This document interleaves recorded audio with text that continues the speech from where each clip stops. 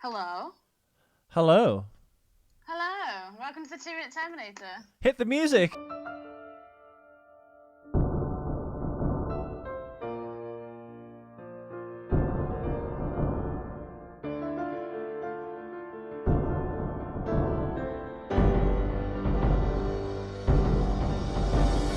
Watch out for machines, they're unstoppable.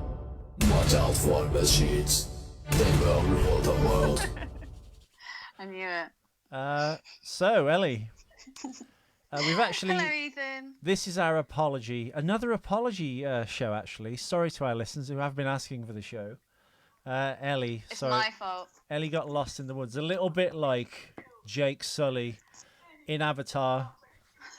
And, yeah. Yeah, I'll take that. She's been riding blue dragons for the last 2 days and forgetting that she taught me into this shit. And we should keep doing this show along with Terminator 2. Yes, we should. So I do apologise, people. It was my fault. I went out and I completely neglected my baby, which is the 2-Minute Terminator podcast. I'm sorry. Your unwanted, aborted, cybernetic podcast baby. If the listeners want to direct their attention to the 2-Minute Terminator page right now, they can see what Ellie's been doing today. And apparently she's had her hair dyed blonde and doesn't look not dissimilar to a Star Wars prequel, Pat Butcher. And that's got to be my biggest compliment yet. I just need some really bad earrings. Yeah, no, you look. It looks good. The makeup looks good. You look very attractive, Ellie, I have to say. Fuck you. You're only saying that because we're doing a podcast. But I'd never say this publicly. No. Privately. Yeah. Say it! Heavy makeup and the quiff and stuff, but you do look more of a lesbian than you normally would. But I guess that's the look you're going for, right? You always say that. I No know. matter what I do, you always go, Ellie, you just look like a lesbian. I don't know. I'm not sure if I missed the short hair. The long hair. You probably do. Right, listeners, thank you for bearing with us. You'll be getting 2 shows, I guess, tonight. And we'll resume normal service tomorrow. Well, actually, Indeed. when did we record one? No. Right, what day is it today? It's Wednesday. Okay, so we should have recorded one on Monday, right? And you were like, ugh. No, I said we would, but it was late. And you were like, actually, no, we won't do it tonight. We'll do 2 tomorrow. See how I trusted you? Do you see how I was like, oh, bless her. She must have had a really hard day. I don't do anything but masturbate. You just wanted to moan about your life to me instead. Yeah, she'll happily listen to the dirt and filth and things that are all going wrong in my life, and then you'll go, do you want to do a podcast? She's like, oh, no. So today's Wednesday, right? So have we missed 3 episodes? Oh, because yesterday you just forgot that you had to do a podcast. I went out and played with my friends, and my battery died. And then when I got in, I turned on my phone and I had missed calls. And I was like, listeners, oh, do you see what happens? Why do we bother? We should be on like Terminator 7, the movie that hasn't even been made yet. That's how far behind we are with this fucking podcast. Right, we are going from minutes 22 to 24. The 2 minutes, bridging those 2 minutes. And when we left the show, like 4 weeks ago, when Ellie remembered to do the goddamn thing, we were just entering Sarah Connor's dream nuclear playground. We were. Originally, she was going to be led in there by Arnold Schwarzenegger, but Cameron thought that was way too much, and I think we've gone over it so many times that the listeners are bored, but he thought there were too many dream sequences, which would disable and take all the drama out of the time he actually did walk out of the elevator to a Sarah who was skidding around on her bare feet. Loving it. Keep going, dude. In this 2 minutes, basically, we're in the children's playground, and then it cuts to Sarah talking to Dr. Silverman about the nuclear fire. Silverman. Ha!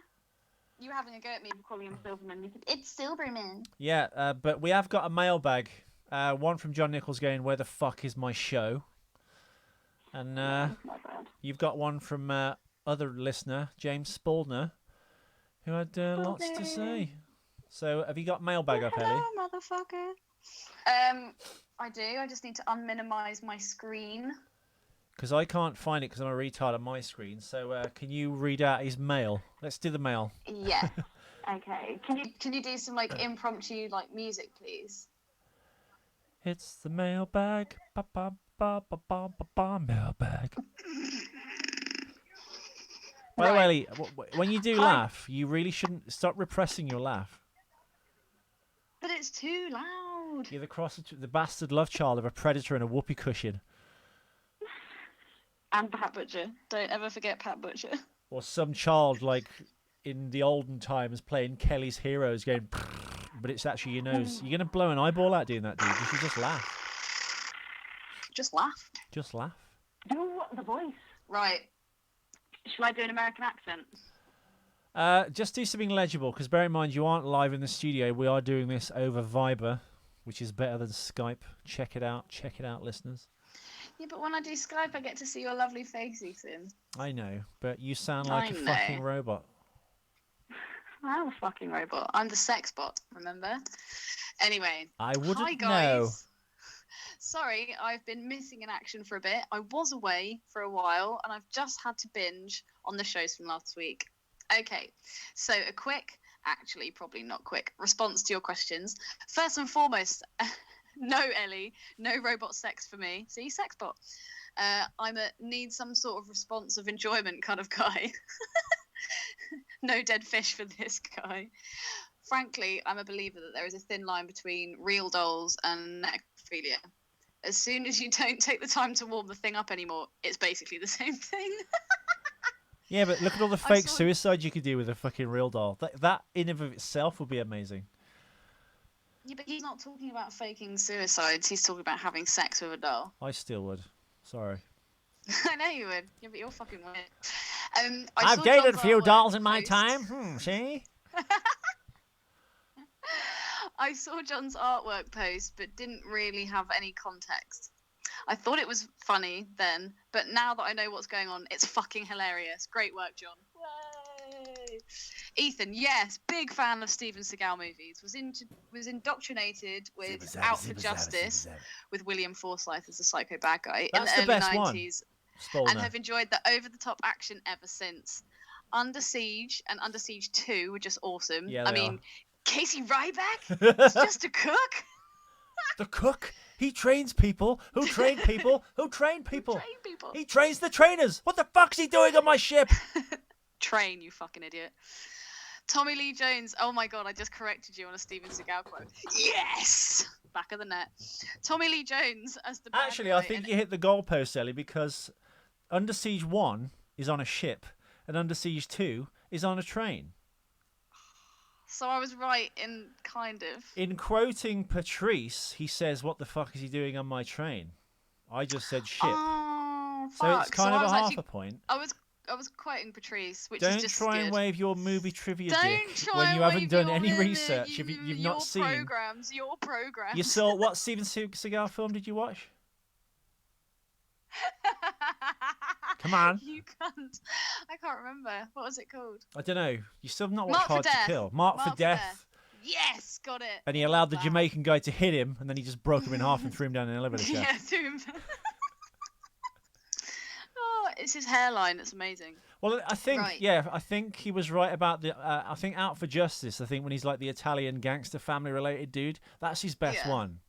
I think in terms of like acting and a story and the action, I think that watching all the films, Patrice talked about a time when he transitioned between all these like Aikido karate moves to this kind of fat man arrested both his hands on his gut, and he just holds the gun in that kind of cup and saucer like special forces kind of way.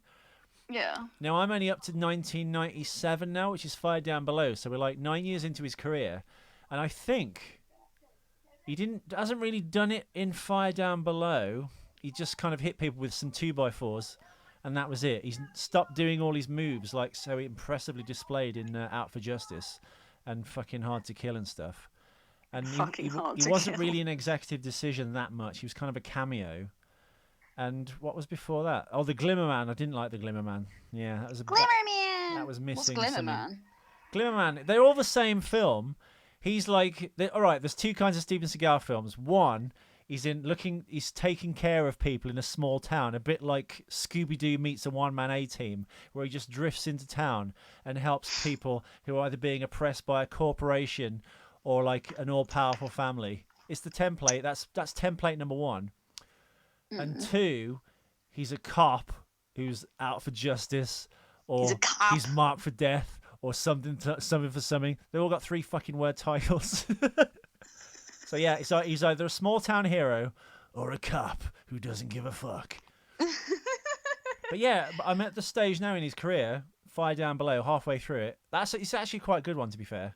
He's in a small town, and the well's been poisoned by these evil miners, and he's testing the water. But there's no kind of part of the story that says he's either some kind of like climatologist or geologist, scientist, or some environmentalist. He's just breezed into town. He's got a southern accent, and he's like doing handyman stuff around town. And he's testing the water for pH. I guess so that like the river's not poisoned. But they haven't actually said that he's like a scientist or anything. He's just like a handyman. It's really weird. It doesn't make sense, but it's fun so far. Harry Dean Stanton's in it from Alien, of course, who played Brett. So that was a nice highlight. And Marge Helgenberger. Yeah, Jew. That's a real name. Is she a Jew? Dude, say that name again. Marge Helgenberger. She's in Species as the not sexy woman in Species. Sin. I'm not in that. Got that Bradley Pitt in it. Who would win out of Alien and Species? It's got Bradley Pitt in it. It's got Bradley Pitt in it. I don't like that one though. It's got too much acting. Great program. Anyway, I could have fucking watched a Bang Bros video and finished off and come back in all that time that you were talking. So I'm going to carry on with Mailbag. It was related to Mailbag. And Erica coming out of a cake topless. What more could you want? He raises a good point there. He does raise a good point. She has got an amazing set on her. But for me... As amazing as the chick in Halloween 2? No, he gets her face melted off? No. Any movie fan will be hopefully familiar with Halloween 2, and we discussed it yesterday off air, that the woman who gets her face melted in the kind of like bathing area of the hospital, like the therapeutic baths, which is the same shape as a kidney bowl, which is weird. 2 giant people in a giant kidney bowl.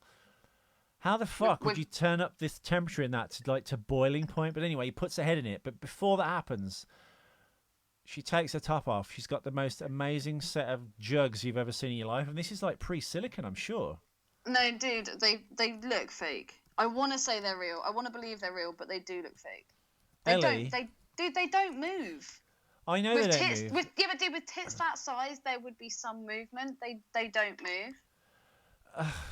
Yeah, you're right, kind of. But I've met a few ladies in my time who've got ones like that, so it is possible. It's just, oh god, they're so good. It's like the reason Halloween 2 is actually better than 1. Nothing to do with direction. Oh my god, musical score. That is fucking ridiculous. And I thought you were a movie buff. You're just thinking of your penis now. And normally that is me. My movie penis.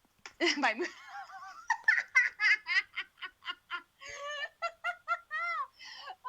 Instead of a Jap site, you've got like a little TV screen that just plays movies. No, it's a regular dick. It just shoots VHS tapes of Halloween 2 out of it.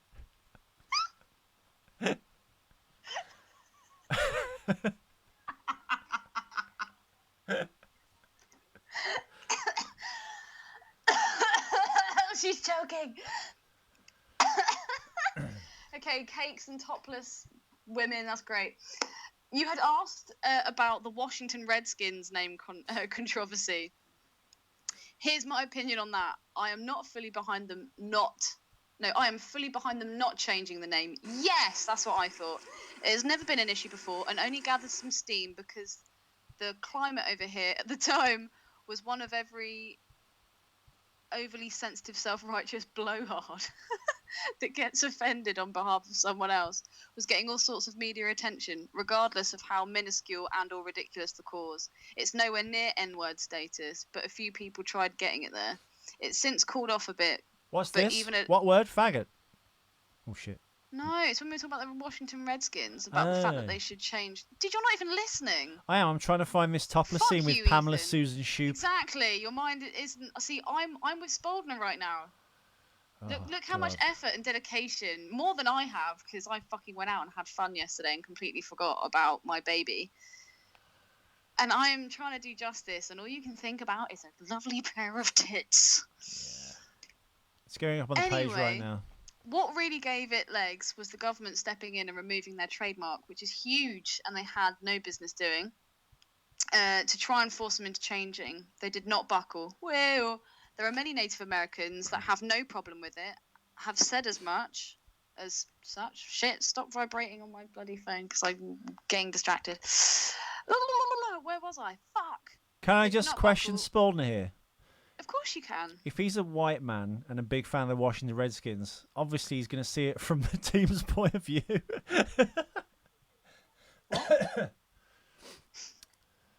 You know, I'm not saying he just drives around with like a clan mask on, shooting at like First Nations people. Actually, not shooting at them, just throwing American footballs at their heads. We need a Native American reader or listener to call in and actually question that. I love this bit. There are many Native Americans that have no problem with it, have said that as much, but are not being heard because it goes against the PC cause. I better stop now before I go off on a Ellie-esque style, take your PC and shove it up your sensitive ass rant. Yes, this guy gets me. Oh, I love you, Spaldner. As far as you're concerned about what I look like and why no pictures, oh, good. I have very specific reasons as to why I don't have pictures. FBI. Oh, God. FBI. But if you were to ever meet, you'd see that I'm not an ugly man. I'm wifed up, and she loves looking at me. I'm not a smart man, but I know what love is. Is he like me, or is he? No, Forrest, he's real smart. Or horribly disfigured. I can tell you guys, I'm 6'2". Ooh. 270 pounds, salt and pepper hair. Salt and pepper, that means he's a silver fox. Child. I usually have short hair, but right now it's slightly longer. 200 and how many pounds? 270 pounds? 270 pounds, yeah. Okay, I don't even know what that means. We're English. Well, I'm English, you're a fucking Brummie. I don't know what that is. Now it's slightly longer. So he's got long hair, he's got blue eyes, he's got a full beard and moustache. Spalding, man, you sound fucking hot. He sounds like Grizzly Adams. Dude, he sounds ridiculously hot. Salt and pepper hair, which is getting longer, blue eyes, fucking full beard and moustache, which too is normally shortish, but right now looks fairly Afghan chic. And a few tattoos. Oh my God, Spaldner. You fucking fox, you. Oh, and I got excited. The Confederate flag on my General Lee. And we shoot Redskins. Shit, I'm only kidding, Spaldner. I love you. I can shoot my redskin any day. Ellie! Ellie! I may look like a lesbian, Spaldner, but I'm actually not. Yeah, that's... Come on, dude. I'm not a lesbian. You went out with a girl for a year. That's pretty les. I didn't. I dated a girl for 6 months. And you told your family about it, so you were quite open. Dude, I'm open about everything. That's not a big deal to me. It's not like, oh, come and meet the parents. Dude, I went out with Nick for 8.5 years. He met my parents 3 times. Nick was a girl. It was Nicola. He was pretty like a girl. But yeah, I'll quite happily fuck chicks, but not date them. Women are mental. But I recommend every chick date a chick for 6 months. It will change your fucking life. It will change the way you behave when you're with a man. It will change the way you are if you ever get into a relationship again. What? It will just... Yeah, dude. I learned so much. What did you learn? So much. What did you learn? That just because a dude doesn't message you back straight away doesn't mean that he's not interested or that he's messaging someone else. It probably just means he's doing something else. Like, men are incredibly simple. Like, Whoa. Women massively overcomplicate things. And, oh my God, it's the end of the world if you don't message them back because you've just told them that you fed your dog fucking Win-A-Lot that day. It's ridiculous. And she's just like, oh my God, you're talking to someone else. I was like, dude, I'm really not. I'm at work. I work a 9 to 5. I work on the phone. I'm busy. Oh God, I'm not enough for you. Blah, blah, blah. And it's, oh God, it was just ridiculous. It was so ridiculous. I was like, look, just chill out. It's cool. If I don't want to see you, I wouldn't. You live in Birmingham. It'd be really easy for me to just call this a day. She's just like, oh, okay. Oh, okay. Like, and she was always trying to, like, I felt like she could never really, really be herself around me. Because I'm a bit weird, and I was the same around her as I am with everyone. And she every now and again she'd like let a little weird side out, like a tiny bit, and I really liked that, and she'd like rein it in, and she'd be like, oh, sorry, I was being silly. And I was like, no, dude, just be yourself. And she couldn't, and it was just, yeah, I don't know. I think girls have this thing when they're with a guy, they're so desperate to be wanted and they're so desperate to be loved, but in doing that and in trying to get that, you actually push them further away, and you look a bit fucking psycho and a bit crazy, and it actually makes you think, oh god, this is horrible. But chicks think, oh no, to like keep him I have to do this and that and blah blah blah, but like it's actually the opposite. I don't know. What the fuck is that bell? Is the butler gonna come in? Dude, yeah, like there's someone at my front door. Pamela Susan Shoop. Where are you? Ellie? Oh, hello. I didn't even know you guys were here. Oh, hello. Thank you very much. I'm currently doing a podcast right now. Oh dear. Yo. Oh, do you need to go, Ellie? No. Are we keeping you from the listeners? No, not at all. No, it's just my flatmate. I don't live in a flat. I live in a house.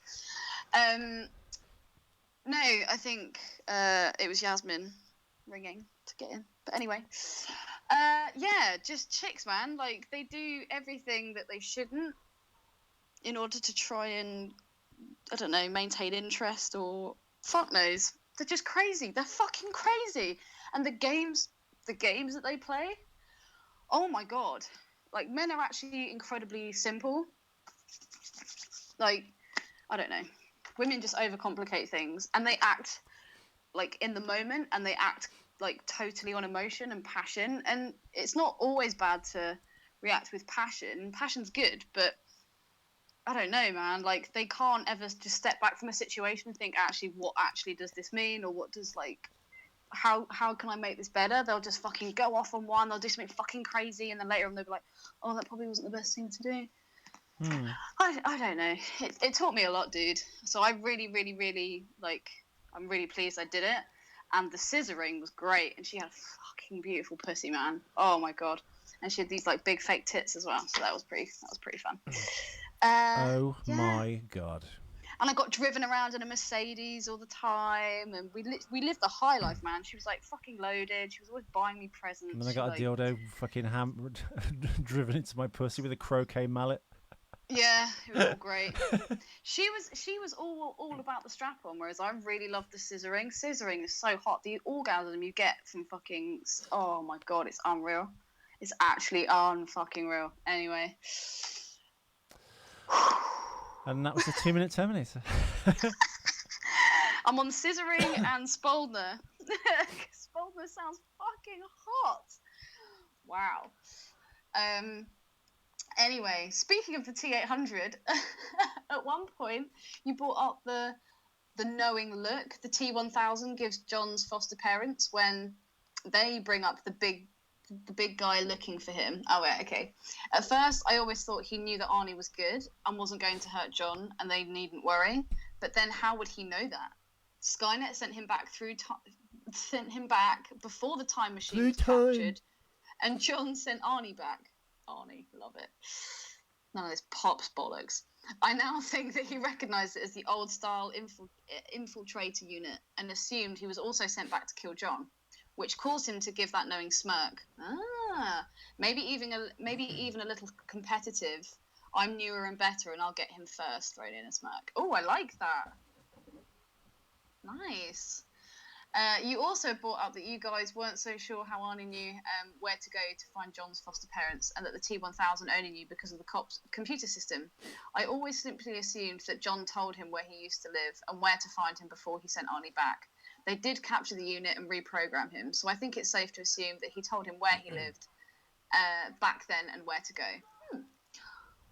I don't buy it. Here we go, Ethan. Are you ready for your prostate to be massaged?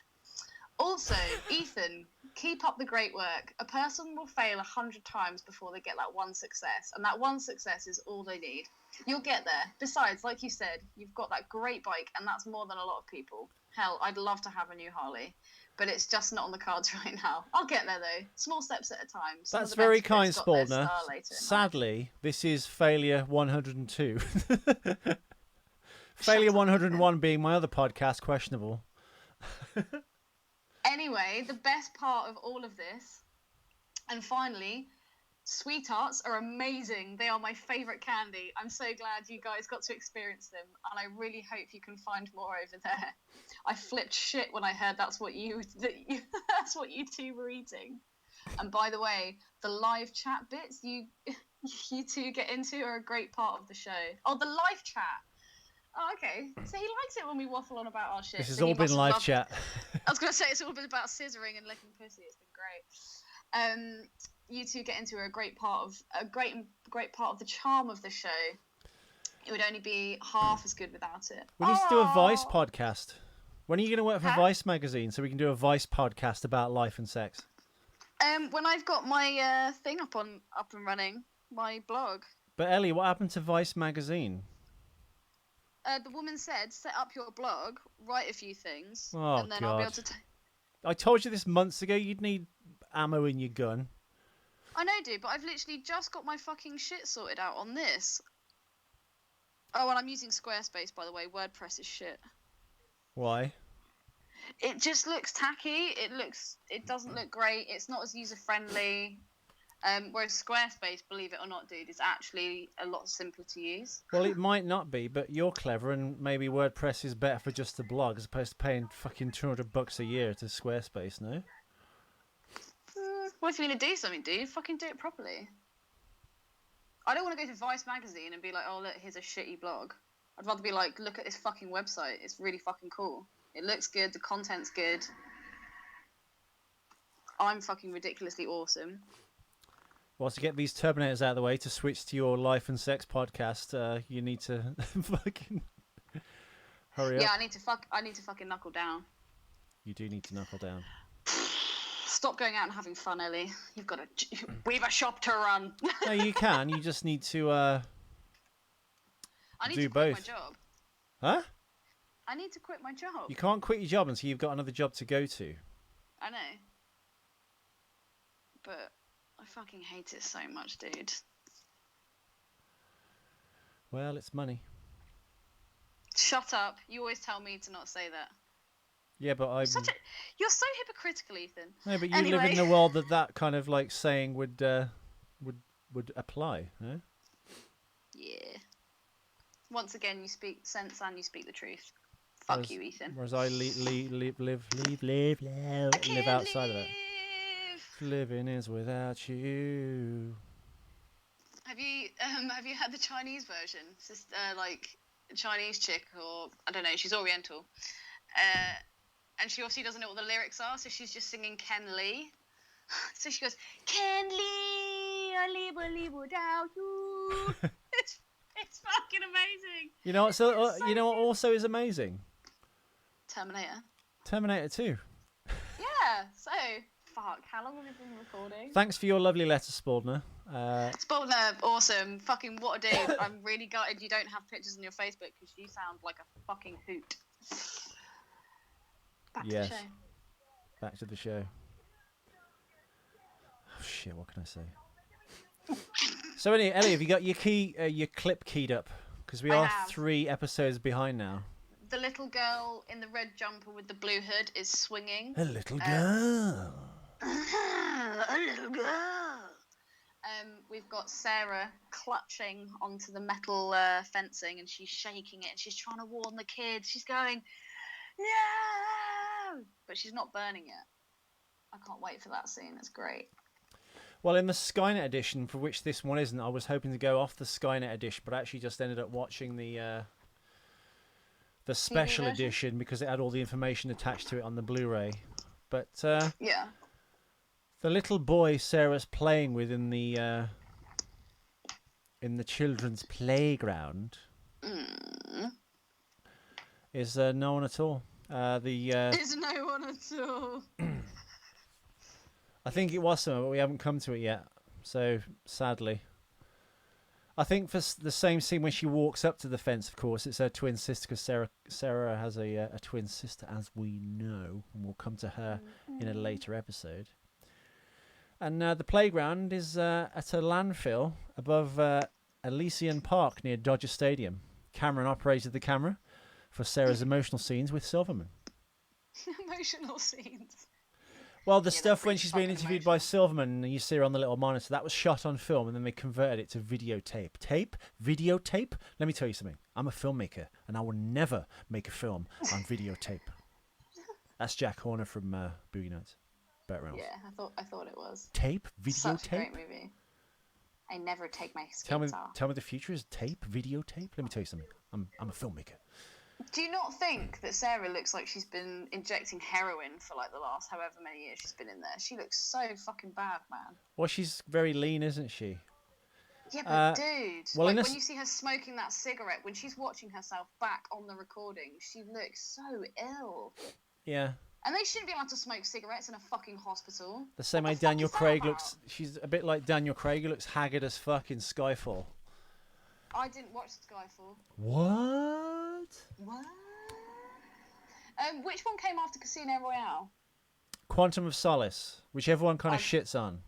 I didn't rate it. The chick in it, Olga or whatever her name is. Olga Korolenko, I've met her. She's so hot. So hot. But that's literally the only thing I enjoyed about that movie. She's in Oblivion as well, with Tom Schmooze. Well, shut up.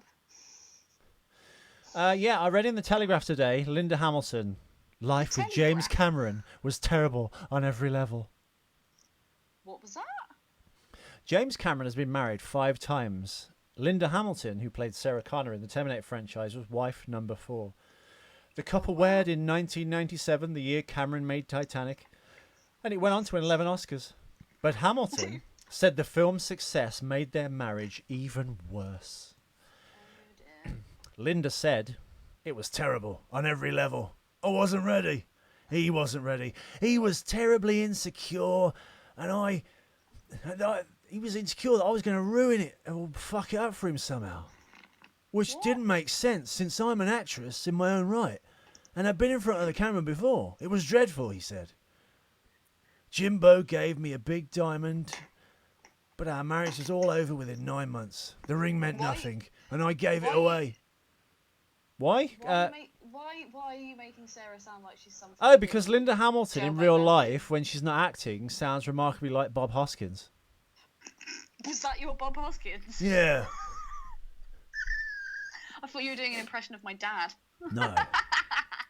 Hamilton said she hated accompanying her husband to award ceremonies because their relationship was falling apart behind the scenes. In an interview with the Lady magazine, a London magazine, the actress claimed, "The parading around, the lunches, the stress of being with Jim during the Titanic days. For years I could barely get makeup on. I was shaking so hard because every damn award show we had was terrible." The marriage ended in 1999, a year later. Oh dear. And within a year, Cameron married his 5th wife, actress Susie Amis.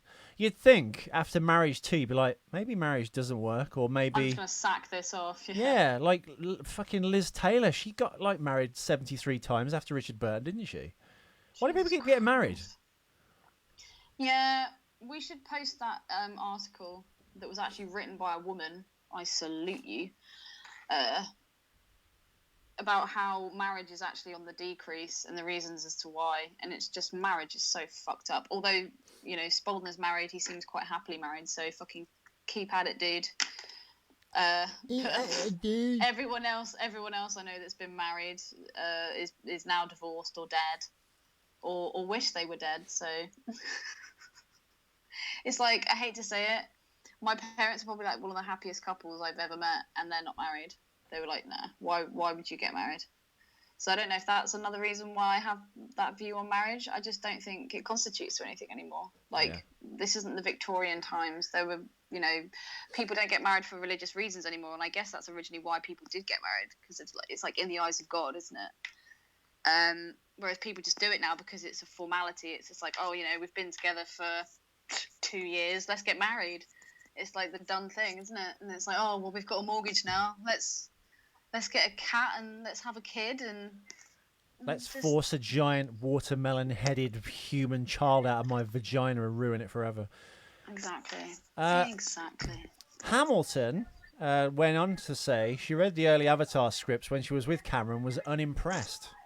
but changed their mind on seeing the finished product. She said she watched it twice. That's how much I liked it. And I paid both times. I was invited to the screenings, but I was like, Jim, thanks. I'll get my own on this one. And in previous interviews, Hamilton described Cameron as work-obsessed. Titanic was the mistress he left me for. He was the kind of man who really would rather be at work with the mistress than at home with his wife. And that's hard when it comes to terms with. That's hard to come to terms with. Sounds So yeah, pretty awesome strange. to me. Cameron's first marriage to Sharon Williams lasted from 1978 to 1984. He was married then to producer Gail Ann Hurd from 1985 to 1989, and then to director Catherine Bigelow from 1989 to 91, before Hamilton and Amos. So Cameron, a little bit like Sophie, got his big break with Terminator, then sacked Sharon Williams off. Sack Sharon Williams. And then he married Gail Ann Hurd a year later. God, he's whirlwind romance, this dude, isn't he?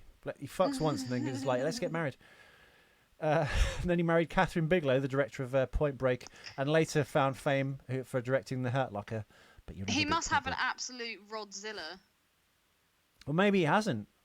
But accusing like Linda Hamilton of trying to like get in on Titanic and stuff, and she's like, motherfucker, what are you doing? Getting like super paranoid. Very strange. But whatever, Very good movies, strange, Mr. James. Bond.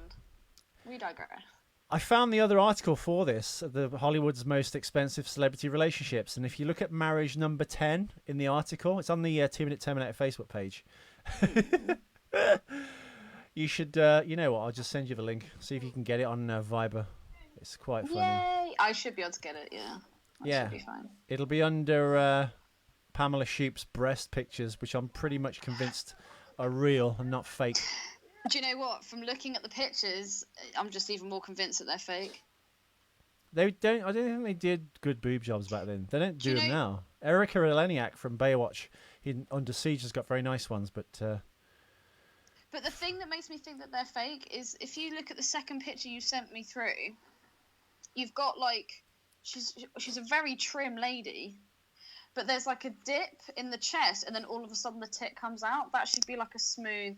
Okay, well let me tell you, Ellie, out, I've been with ladies who have a very deep dip in their chest, so their sternum falls back quite deeply, and it gives the impression of fake boobs, but they're actually not. So I think she's one of those types. Okay, well I hope she is, but I just don't think they're real. There are people out there with amazing cans, naturally. Yeah, I know, dude. I'm not saying that, but I've seen chicks with amazing cans, but you can tell that they're natural. These to me just don't look natural. I really hope they are. Believe me. I think they are. I'm a big fan of boobs. I think they are. But okay, let's just say they are. Well done, love. Well done. You may have a melted face, but you got cracking tits.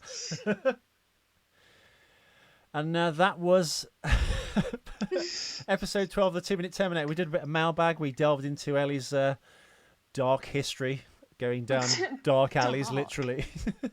We've covered the fact that Ethan's fucked amazingly hot chicks with great tits. That's always good. Yeah. Well, used to. Now I'm kind of on my back foot and I'm fucking stuck with nothing. I do think, though, when I get the bike back on the road, my fortunes will change. There is some weird thing with that bike. Whenever it's kind of like Samson's hair. Whenever I've got that bike in my life, things seem to go right. I wouldn't lean so heavily on shit like that, but I'm sure there's some correlation. No, I know, but it's placebo, isn't it? But even if it's placebo, it just gives you that confidence boost. So you've got a bit of extra glow around you. So people go, huh. Dude, I just can't believe that you even need a confidence boost. It's fucking nuts. Because, Ellie, I try very hard at things and nothing ever falls into my lap. It's a pain in the fucking ass. Chicks do. You kind of, but, not living in London, of course, has kind of ruined that. So one has to argue whether they're just interested because I had a place in London versus being the charming sex pirate that I think I am. It's time to take the plunge. Mailbag and chart with the charming sex pirate and Ellie's lesbian tales. That's the name of the show. Oh, it's just getting hotter and hotter. With hot description of Spaldner. Sounds good, man. Sounds good. Mailbag. If I was wearing a hat, I'd take it off, baby. And Ellie's Lesbo past. There we go. Right, thank you all for listening, everyone. We shall return today with another sorry episode from Ellie, who has cocked up the entire week. And maybe a third episode to cover today. Because... well, it's just as well I don't have anything to do until 2 in the morning, so let's crack the fuck on. Why? What's happening at 2 in the morning? I'm going to wank myself into oblivion. Oh, so what's his name's not coming over then? Oh no, that's done. Oh, is it really? What happened? Do you not never messaged you back? No, I just haven't messaged back. I'm done. Yeah. But you said he had a giant hog. Yeah, but the problem is it's a giant hog attached to a boy. I don't fuck boys, dude. You just scared him off because you're quite, like, upfront and girls aren't normally like that. Exactly. If he was a man, then he would fucking taken that on the chin and been like, this is going to be fucking awesome. I'm going to come over and smash you, Ellie. Yeah, he's a boy. Like, that is the biggest buzzkill. It is the biggest... You intimidate me. I'm 5'2", dude. Like, it's ridiculous. But you do look like Pat Butcher from EastEnders. I haven't got teeth in my vagina. Like, as soon as a guy says that, oh no, like, oh, you scared me off. Like, oh, you're a bit intimidating. It's just like, oh god, You're intimidating. Just dried up. I'm just dried up like a fucking old Cornish tin mine. Just not happening. Well, you look like an old Cornish tin miner with your new hair and makeup. So who cares? Keep them coming. Keep them coming. Yeah, the lust has gone. What happened to the rock band guy from Liverpool? Well, yeah, he's just like, what are you doing? Like, when are you next in London? What? You're always in London. Well, no, I said that to him. I was like, when you're next, because he lives in Liverpool. Tell him to come to Reigate. Then again, if it goes bad, you can't get rid of him, can you? Yeah, exactly. Yeah, good point. Yeah. Got to have your exits covered, dude. Or I might just go to Liverpool. But then if it goes bad, you're stuck in Liverpool. No, but I know other people in Liverpool, and I can go and stay with them. 2 of the Beatles are dead, Ellie, and Scylla's just left us. What are you going to do? Heather Mills? Oh, she's from Newcastle. There's always an open arms for Pat Butcher. I've done my time. Sure, Bob. We've had our shots. I'd buy that for $1. And with that... Can I get your ghost, Bob? Hasta la Vista. We'll be back in 10 minutes with the next episode that I'm making Ellie do. Over and out. Baby.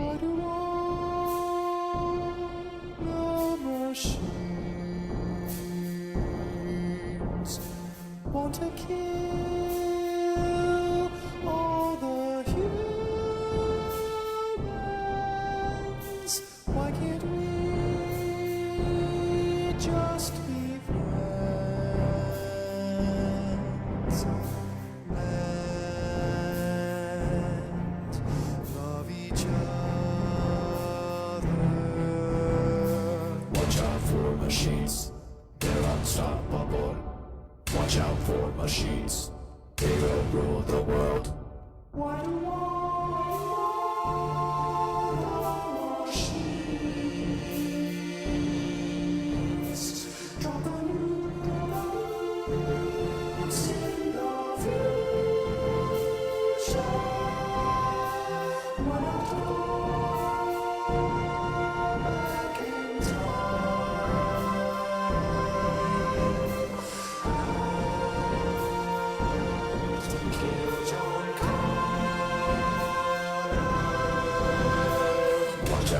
machines, they're unstoppable. Watch out for machines, they will rule the world. I'll be back.